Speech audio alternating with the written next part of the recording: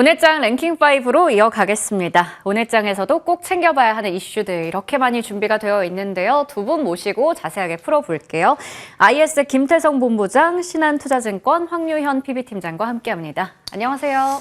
네, 안녕하세요. 네, 오늘 또 CES 2025 개막하면서 젠슨황 CEO의 기조 연설에 정말 많은 사람들이 집중하고 있습니다. 현장에서도 10,000명이 넘게 몰렸다라고 하던데 8년 만에 또 기조 연설을 하는 거기 때문에 그 얘기 하나하나에 또 영향을 받을 섹터들이 있어서요. 아무래도 더 많은 관심이 몰릴 수밖에 없는 것 같습니다.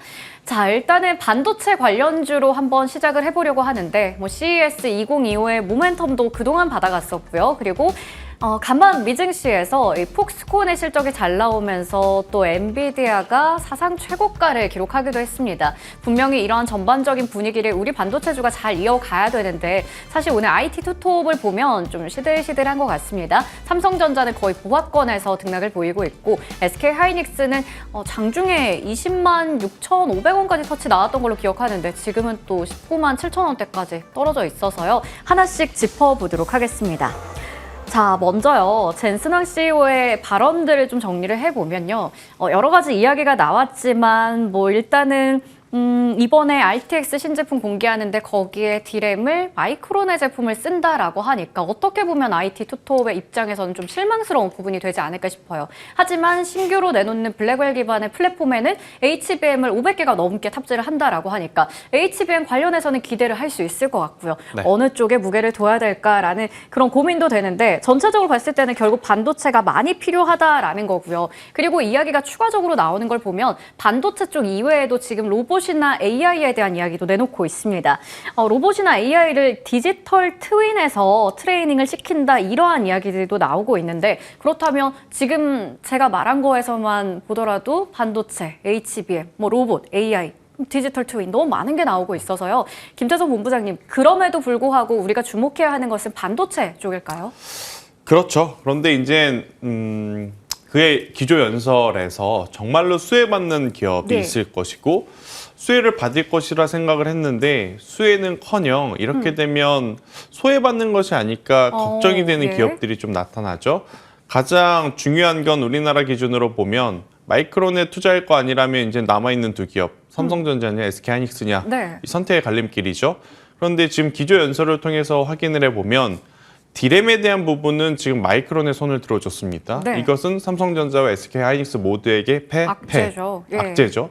그런데 HBM에 대해서는 여전히 수요가 높아진다라는 이야기를 했습니다. 그러면 SK하이닉스에서는 당연히 승이죠. 그러니까요. 그런데 삼성전자는 여기서도 네. 자기 밥그릇을 제대로 챙기지 못하는 현상들이 나타납니다. 그러면 삼성전자가 오늘 61선이라고 하는 굉장히 의미 있는 이평선을 돌파해서 더 갈 거냐 말 거냐 굉장히 중요한 위치였거든요.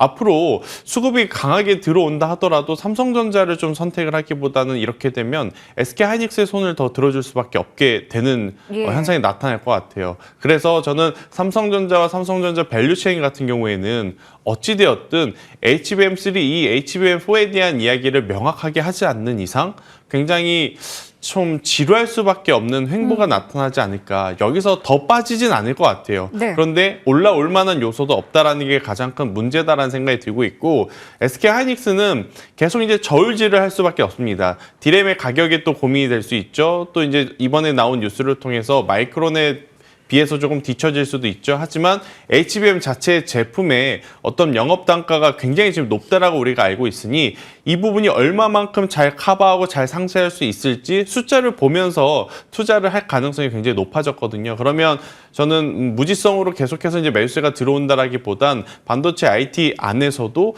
조정을 기다리는 매매가 지금은 가장 유리할 수 있다라는 이야기를 한번 드려보도록 하겠고요. 결국 키포인트는 우리나라 기준으로 보면 그래도 SK하이닉스다.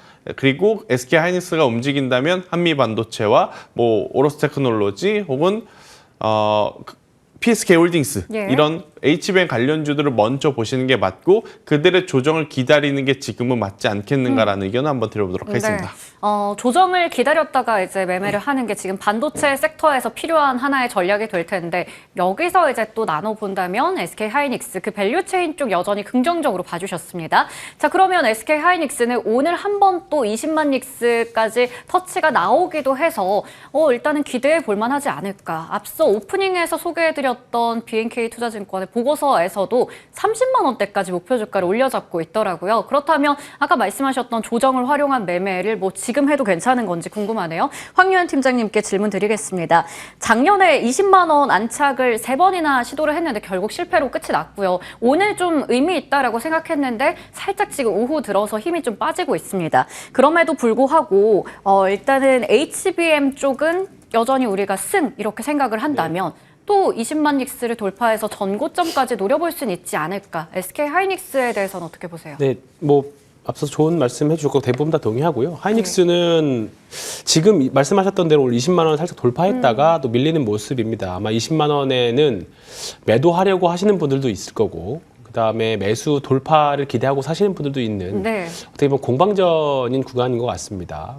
일단 저는 조금 더 밑에서 살 수 있는 기회는 저는 있을 거다라고 일단은 생각은 하고는 있는데 돌파 매매를 하시는 분들은 언제든지 사실 지금 준비는 하고 계셔야 될 것 같아요. 언제든지 20만 원이 넘어가면 따라잡아야 되는 위치라고 일단 생각은 합니다. 일단은 우리나라 시장 전반적으로 작년보다는 이제는 나은 국면이라고 봅니다. 작년에 어떠한 뭐 정치적인 이벤트부터 시작해서 불확실성이 올해는 일단 상반기에는 해소가 되는 국면이기도 하고요. 그렇다고 보면 대내외적으로 악재들이 올해는 해소되는 구간이고 불확실성이 이제 어느 정도 다 좀 확실하게 좀 바뀌는 구간이라고 봅니다. 그러면 심리도 좀 긍정적으로 바뀐다라고 하면 결국은 외국인들이 우리나라 주식시장을 매수한다라고 할 때 결국은 삼성전자, 하이닉스, 뭐 LG 에너지 솔루션, 오늘은 삼성 바이오로직스까지 대형주 위주로 먼저 들어올 거거든요. 그렇기 때문에 그 중에서 나는 뭐 어제처럼 사실 대형주가 시장을 확 끌어버리면 또 IT 섹터 일부 섹터가 집중돼서 끌어버리면 사실 그 종목을 가지고 있지 않으면 시장에서 소외되기 어렵거든요. 근데 아마 이런 현상은 앞으로도 조금은 더 있을 거라고 봐요. 그러면 내가 가진 포트에서 대형주를 하나 정도 갖고 있어야 된다라고 하면 일단 지금 당장은 하이닉스이지 않을까 생각하고요. 일단은 20만 원에 대한 저항, 이거는 뭐 사실 개인적인 취향인 것 같아요. 네. 사실 지금 사더라도 조금 물리더라도 또 전혀 좀 너무 큰 걱정은 안 해도 되는 위치라고 봐서 지금 저는 방송에서는 분할 매수다 이렇게 네. 말씀드리는 게 가장 합리적일 것 같습니다. 지금 구간 충분히 이제 가격적으로 봤을 때 매력적이다라고 얘기를 주셨고 두 분 다 반도체 쪽에서 IT 투톱 놓고 봤을 때 SK 하이닉스 매수 가능하다라고도 얘기를 주셨습니다.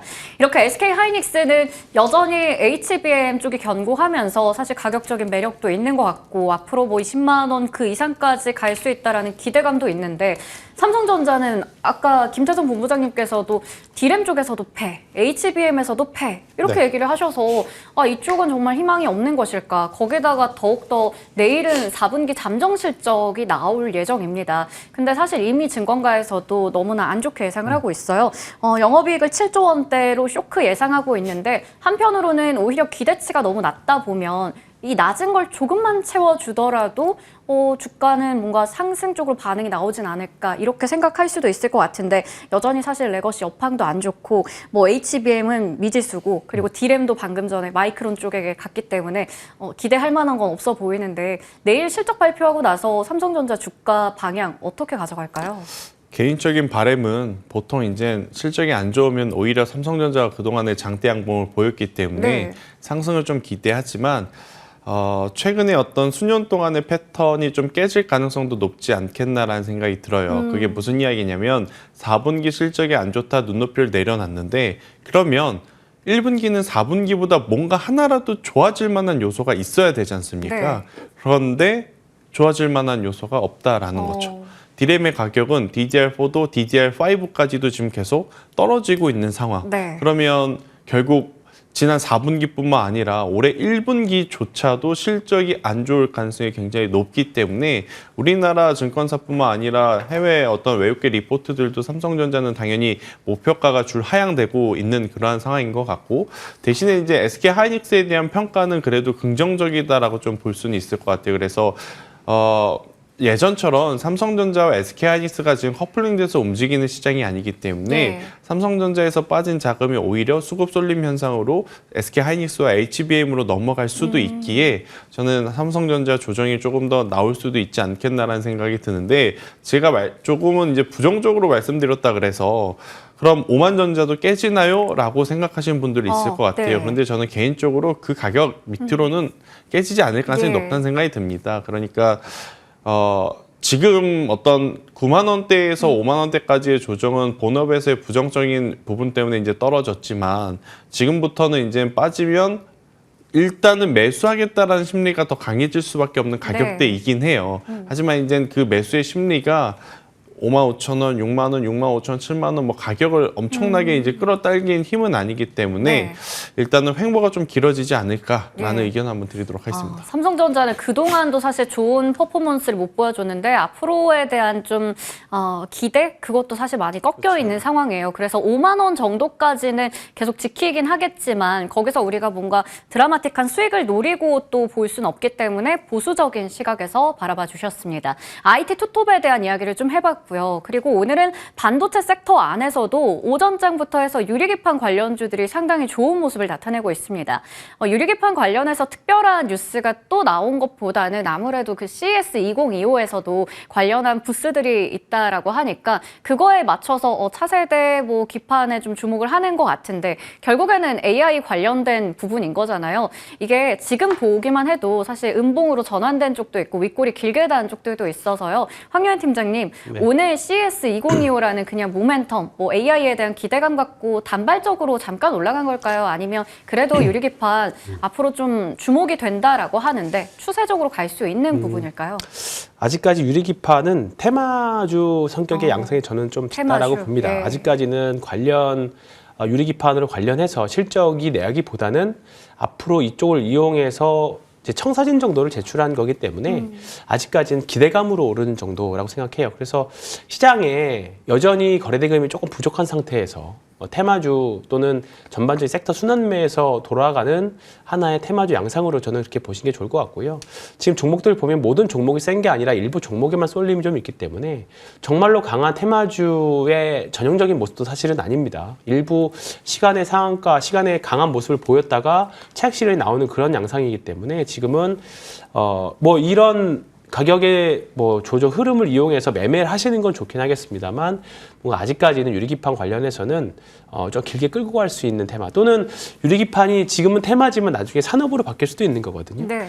그때까지 좀 기다리실 수 있다라고 하면 중장기 투자 조금 더 싼 가격에 내려간 가격에서 사서 기다리시는 건 좋긴 하겠습니다만 지금 구간에서는 여차하면 조금 손실을 볼 수 있는 예. 위치다라고 좀 말씀드리고 싶습니다. 일부 종목이 정말 많이 올라가기도 네. 했고요. 그렇기 때문에 지금은 좀 테마성의 움직임 네. 정도 단발 상승으로 보자라고 얘기를 주셨습니다. 길게 본다면 중장기도 가능하지만 일단은 단발적인 상승 쪽에 무게를 더 주셨네요. 자, 이렇게 반도체 관련해서 아무래도 오늘은 뭐 CES 2025 개막이 있기 때문에 저희가 또 시간을 많이 할애해서 이야기를 나눠봤습니다.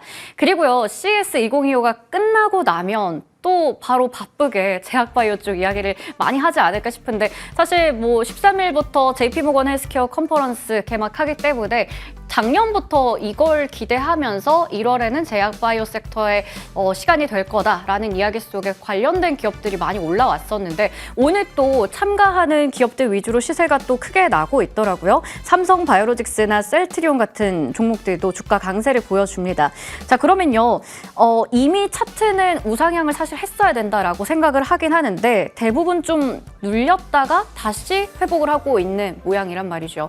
자, 그러면 김태성 본부장님, JP모건 헬스케어라는 이 일정을 앞둔 그 모멘텀은 이제부터 시작이다라고 생각해야 될까요? 아니면 겉에서 봤을 때는 커브였지만 사실 그렇게 큰 건 아니다. 이렇게 생각해야 될까요? 일단 CES가 막상 시작이 되니까 우리나라가 오늘 좀 밀리죠. 네. 그리고 전체적으로 반도체 IT가 좀 쉬어가고 거기서 거론될 거라고 생각하지 못했던 몇몇 기업이 지금 시세를 붙고 있는 상황. 네. 제약바이오도 그렇게 될 가능성이 높은 거죠. 그러니까 JP모건 컨퍼런스 전에 지금 움직였다가 오히려 컨퍼런스라는 이벤트가 시작이 되면 세론. 일시적으로 세론이 나올 네. 가능성이 높고 또 그 안에서 우리가 생각지도 못했던 부분들이 부각되는 기업들 위주로만 끝까지 조금은 더 시세가 날 가능성이 높지 않겠나라는 생각이 들어서요. 일단 제약바이오도 그렇고 저는 1월 달에 매매 전략 전체를 쫓아가는 매매보다 만약 가지고 있지 못하다면 기다리는 매매를 하는 게 더 맞다라는 생각이 들어요. 뭐 여러 가지 뭐 전제 조건이 좀 받쳐줘야 제약바이오가 강한데 우선은 이벤트 일정을 좀 제외하고 제약바이오가 강해지려면 결국 금리 인하에 대한 속도론이 안 나와야 됩니다. 그리고 네. 이제 트럼프 2기에서 중국을 규제함에 있어서 제약바이오를 조금 더 강하게 압박을 해주면 그래도 1월 달에 조금 숨을 쉴 수 있는 그런데 이제 여기서 수혜를 받을 수 있는 기업을 좀 나열을 해보면 사실 신약 파이프라인을 다루는 쪽보다는 바이오시밀러 혹은 제네릭, CMO 쪽이 더 유리하지 않을까라는 생각이 들어서요. 만약 조정이 나온다면 저는 삼성바이오로직스는 너무 무거운 것 같고요. 네. 바이넥스라든지 ST팜 위주로 한번 보시는 게 맞고 그리고 이제 이 제약바이오를 투자함에 있어서 우리가 가장 걱정이 되는 시즌이 언제냐면 다가오는 3월. 네. 상패에 대한 걱정이 있을 그 시기가 이제 곧 다가옵니다. 벌써 1월 첫째 주가 지나갔으니까요. 시간 빠르네요. 그러면 숫자를 보고 투자를 할 수 있는 기업들을 잘 분류를 해 놓으셔야 될 것 같은데 그 중에서 이제 가장 대표적인 기업이 또 처방자 수를 보고 투자를 할 수 있는 SK 바이오팜. 그러니까 지금 종목군들을 저는 각각의 어떤 컨셉대로 좀 나누셔서 막연하게 기대감을 가지고 꿈을 가지고 투자를 하는 것은 현재 시기에서는 다소 위험할 수 네. 있다라는 것을 인지를 하시고 대신에 숫자와 어떤 캐파를 좀 보면서 투자 전략을 중간중간 수정을 좀 유연하게 할 수 있는 쪽은 지금도 괜찮다라는 의견 한번 드려보도록 하겠습니다. 단순히 이 일정을 가지고 바이오주를 좀 투자하는 것보다는 또 전반적으로 금리에 대한 부분도 체크를 하면서 그리고 무엇보다 3월이 다가오는 만큼 실적과 이러한 부분들 정리해서 그렇죠. 좀 안정적인 종목들 위주로 우리가 가지고 가자라고 얘기를 주셨습니다. CMO나 뭐 바이오시밀러 관련해서 본다면 바이넥스, ST팜 같은 종목들도 함께 얘기를 주셨습니다. 자, 그리고 이렇게 바이오 쪽에 대한 기대감도 있지만 지금 CS도 있다 보니까 AI도 여전히 화두잖아요. 그렇기 때문에 의료, AI 이쪽은 어떨 것인가? 미래 성장성 여전하고 JLK 같은 종목도 보면 뉴스가 또 나오면서 오늘 장중에 한 9% 가까이 올라가기도 했었어요. 종목들 하나하나 뭐 보긴 해야겠지만 대부분 지금 종목들 봤을 때는 주가 레벨 자체가 그렇게 높은 상황은 아닌 것 같은데 황교안 팀장님 이쪽에서는 저가 매수 기회 노려볼 수 있을까요? 종목 있을까요? 네, 일단은 지금 말씀하셨던 JLK나 루닛 같은 종목들이 시장에서는 그래도 선방하고 있는 네. 모습 상황입니다. 계속 이쪽도 이제 세분화해서 보면 의료 AI도 지금 루닛의 눈치를 사실 많이 보고 있긴 하거든요. 다들 네. 뭐 앞서거니 뒤서거니 하고 있습니다만 각 지금 모든 섹터 통틀어서 각 그 섹터의 대장주들이 다 지금 거의 정해져 있는 상태예요. 네. 그 종목들이 너무 과하게 가거나 쉬면 반대의 현상 주가 흐름들이 지금 나오고 있는 상황인데 지금 루닛을 보면 이제 조금 고점 나왔다가 이제 최근에 뭐 대주주들의 매도 이후에 어느 정도 이제 주가가 또 자리 잡아가는 그런 모습들 양상이 있기 때문에 저는 사실 의료 AI와 관련해서 매출이나 실제로 이익이 찍히려면 아직까지 사실 시간이 좀 많이 필요하다라고 보거든요. 그래서 방향성은 맞다라고 봐요. 마치 우리가 2011년, 12년도에 전기차가 언젠가는 우리 일상 주변에서 많이 돌아다닐 거야라고 생각해서 전기차가 다만 한 7, 8년 뒤에 현실화됐던 것처럼 의료 AI도 언젠가는 다가올 미래라고는 생각은 합니다. 근데 아직까지는 우리가 헤쳐나가야 될 부분들, 그런 부분들이 아직은 현실적으로 풀어야 될 과제들이 많이 있기 때문에 저는 아직까지는 뭐 매매용이지 않을까 또는 아니면 아까 말씀드렸던 것처럼 아예 진짜 장기용으로 네. 가져가시는 전략은 괜찮은 것 같은데 지금 관에서는 저는 좀 매매하시는 용도가 좋지 않을까 네. 싶습니다. 성장이라는 방향성은 네. 맞는데 그 매출이나 뭐 성적 같은 실적으로 네. 봤을 때는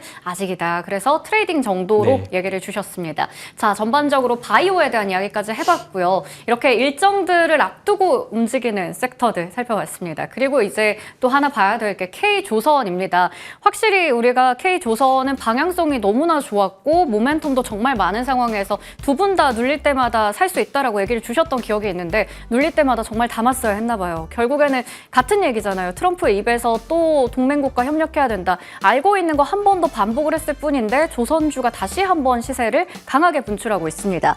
자, 지금 보면 11월에 나왔던 이슈고 결국에는 뭐 알던 건데 고점에서 쉬어가다가 또 가는 걸 보니까 아, 이게 그렇게 중요한 내용인가 봐요. 김태성 본부장님, 알던 건데 조선주 왜 또 이렇게까지 힘을 받아가나요? 그러니까 명확한 거죠. 트럼프 이기가 되었을 때 우리나라가 지금 수혜를 볼 수 있는 다양한 어떤 보기 중에 조선주들은 이제 확신함이 느껴질 수밖에 없는 거죠. 더 한 번 더 확인을 한 거네요. 그렇죠. 예. 반도체도 애매하고 2차 전지는 답답하고 로봇은 우리들만의 축제가 아닌가 싶고 그럼 조선 같은 경우에는 미국에서 강력하게 지금 원하고 있는 상황이다 보니 어떤 섹터보다 지금 가장 불확실성이 좀 낮은 그러한 상황이다라고 좀 보시면 될 것 같고요.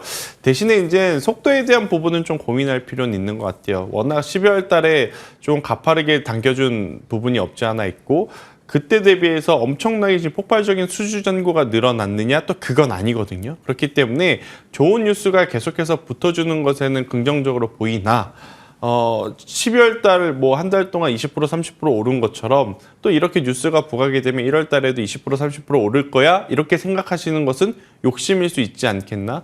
대신에 이제 한 번 더 강조드리지만 추후에 가격적으로 조정이 나오면 그때는 조선주들은 고민하실 게 아니라 그냥 매수 버튼을 네. 누르셔야 되는 섹터 중에 하나는 확실하지 않나. 대신에 이제 그 안에서도 조선 빅4냐 예. 아니면 엔진이냐 기자재냐 이제 여기서 이제 선택을 좀 하셔야 될 것 같은데 저는 개인적으로 엔진 쪽이 조금은 밸류에 대한 부담도 낮은 상태에 네. 있고 우리나라 쪽으로 굳이 수주가 오지 않는다 하더라도 유럽이 만약 중국에게 수주를 준다 해도 그 배 안에 들어갈 엔진은 우리나라 제품일 확률이 높으니까 네. 다양한 부분들을 좀 체크를 했을 때 한화 엔진이 네. 가장 좋지 않겠나라는 의견을 한번 드려보도록 하겠습니다. 네. 한화 엔진 오늘도 신고가였는데 여전히 긍정적으로 봐주셨네요. 엔진 쪽에 대해서 이야기까지 나눠봤습니다.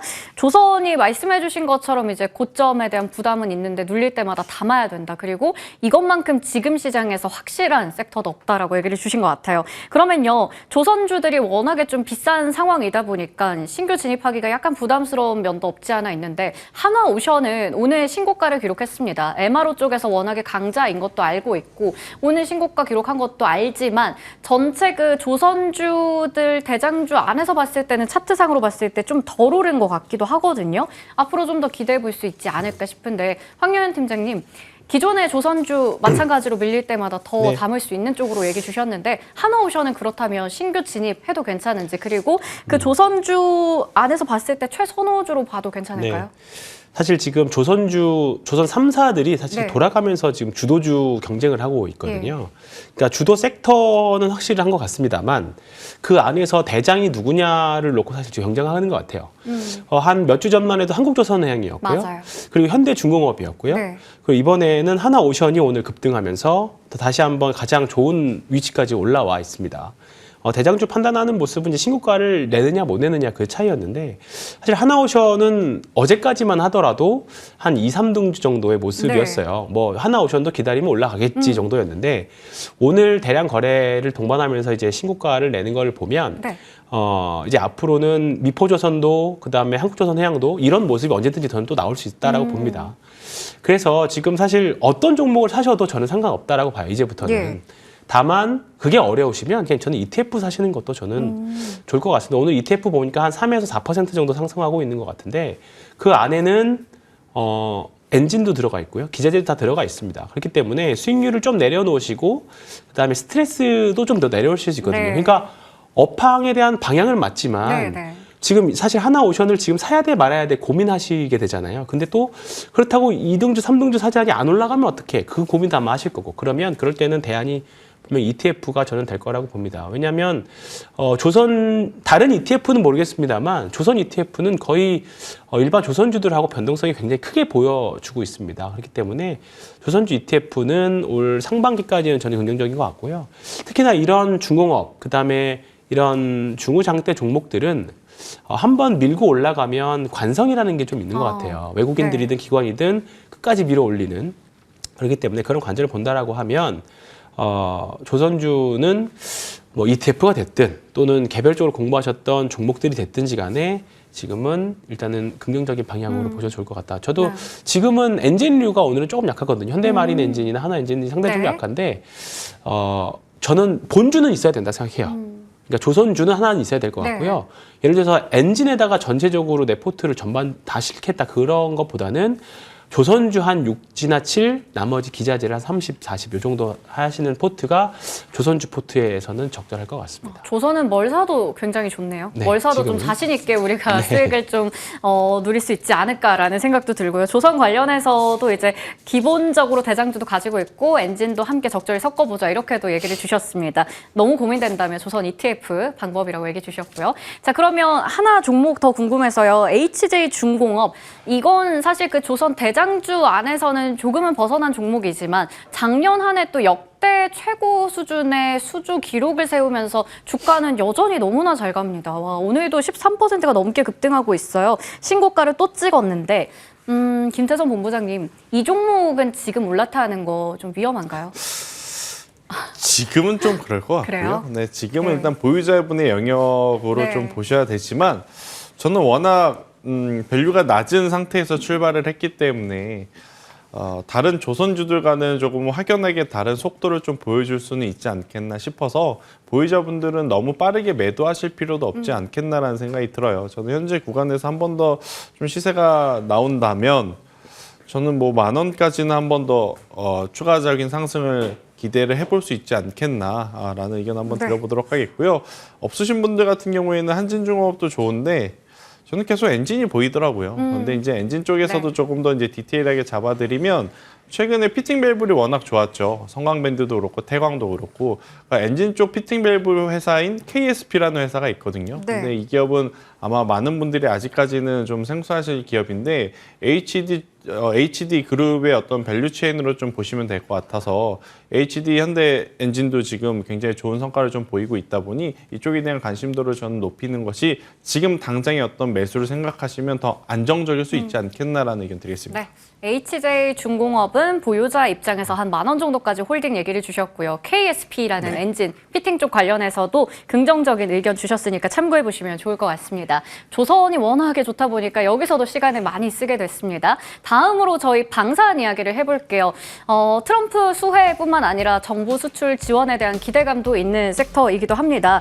빅4 중에서도 유난히 오늘 보니까 현대로템이 상당히 돋보이더라고요. 그 K2 전차에 대한 계약에 대한 이야기도 이제 있고 최근에 연기금 쪽에서 강하게 사들이고 있던데 단기적인 수익 관점에서 이거 괜찮은 건지 실적도 좋다고 하더라고요. 황유현 팀장님, 단기 트레이딩해도 괜찮을까요? 현대로템? 방사는 일단은 올해 실적은 담보는 되어 있는 것 같습니다. 예. 전반적으로. 다만 이제 어느 정도까지 봐줄까, 언제 좀 매도세가 나올까에 대한 분위기인 것 같은데요. 그 눈치들 많이 보시는 것 같은데 어쨌든 제 생각은 1분기 실적을 확인할 때까지는 저는 조금 더 갈 것 같기는 합니다. 지금 방사는 올해 작년 말경에 작년 뭐 이제 가을까지는 괜찮았다가 다른 섹터와 더불어서 12월 고생을 좀 했습니다. 그러다가 이제 본격적으로 다시 올라오고 있는데 방사는 일단은 트럼프 취임 전후까지는 계속 등락을 거듭할 것 같습니다. 그리고 방산주는 하나 정도는 갖고 있어야 일단은 실적주로서 또는 시장이 흔들렸을 때 결국은 시장이 핑계대기 가장 좋은 게 실적주들이거든요. 다른 거 밀렸을 때 가장 먼저 매수 들어오는 것 중에 핑계거리 중에 하나가 핑계거리라기보다는 명분 중에 하나가 이제 실적이기 때문에 그런 걸 따지고 본다라고 하면 방산도 빠질 수는 없다라고 봐요. 그래서 현대 로템이나 하나 에어로스페이스, 하나 시스템 뭐 이런 지금 방산 섹터들은 트레이딩도 좋고요. 지금은 여차하면 리스크 관리도 해야 되는 지점이라고는 봅니다. 방산들은. 근데 작년에 많이 올랐기 때문에. 근데 다만 저는 조금은 매매를 하시든 보유를 하시든지 간에 저는 조금 더 시간적인 여력이나 가격적인 여력은 조금 더 남았다라고 생각합니다. 네, 방산도 결국에 실적주로 봤을 때 하나 정도는 갖고 있어야 된다라고 얘기를 해주셨습니다. 방산 대표주에 대해서도 아이디어를 좀 받아봤고요. 자, 그러면 재건도 궁금합니다.